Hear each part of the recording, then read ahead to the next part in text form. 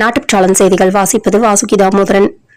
ராஜ்யசபா தேர்தலில் 37 21 இடங்களில் நமது பிரதமர் மோடி அவர்கள் தலைமையிலான தேசிய ஜனநாயக கூட்டணி வெற்றி பெற்று பாராளுமன்றத்தின் இரு அவைகளிலும் பெரும்பான்மை எட்டியுள்ளது. இனி இரு அவைகளிலும் NTA-வின் ஃபுல் கண்ட்ரோல். தேர்தல் விதிமுறை மீறல் நடந்தால் வாட்ஸ்அப் அட்மின்கள் மீது நடவடிக்கை எடுக்கப்படும் என தேர்தல் ஆணையம் எச்சரித்துள்ளது. 2000 ரூபாய் நோட்டுகள் வைத்திருப்பவர்கள் வங்கியில் கொண்டு மாற்றலாம் என RBI தகவல்.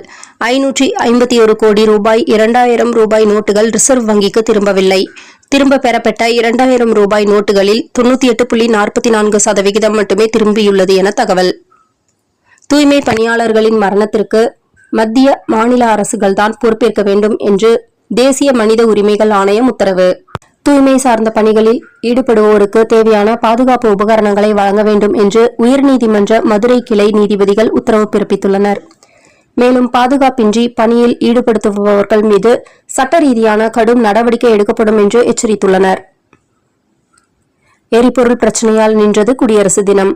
பாகிஸ்தானில் எரிபொருள் பற்றாக்குறை நிலை வருவதால் மார்ச் 23 அன்று இஸ்லாமாபாத்தில் நடக்கவிருந்த குடியரசு தின அணிவகுப்பை பாகிஸ்தான் ரத்து செய்துள்ளது. நாம் தமிழர் கட்சியின் தலைமை ஒருங்கிணைப்பாளர் சீமான் இன்று தனது 27 வகையான தேர்தல் அறிக்கையை வெளியிட்டிருக்கிறார். இதில் பல்வேறு திட்டங்கள் பட்டியலிட்டு பேசினார். கல்லூரி கனவுகளோடு காத்திருக்கும் ஏழை மாணவர்களுக்கு கரம் கொடுக்க 12 தன்னார்வ நிறுவனங்கள் காத்துக் கொண்டுள்ளன.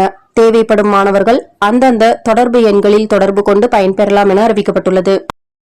மாதம் தவறாமல் வெளிவரும் நாட்டுப்பற்றாளன் பத்திரிகையின் செய்தியாளராக பணிபுரிய விருப்பம் உள்ளவர்கள் கீழே உள்ள நிர்வாக அலைபேசி எண்களில் தொடர்பு கொள்ளலாம். 790477 78915 மற்றொரு எண் 994434 4103. நாட்டுப்பற்றாளன் யூடியூப் சேனலில் விளம்பரம் செய்து பயன்பெறுங்கள். நமது நாட்டுப்பற்றாளன் செய்திகளை அறிந்து கொள்ள யூடியூப் சேனலை சப்ஸ்கிரைப் செய்யுங்கள்.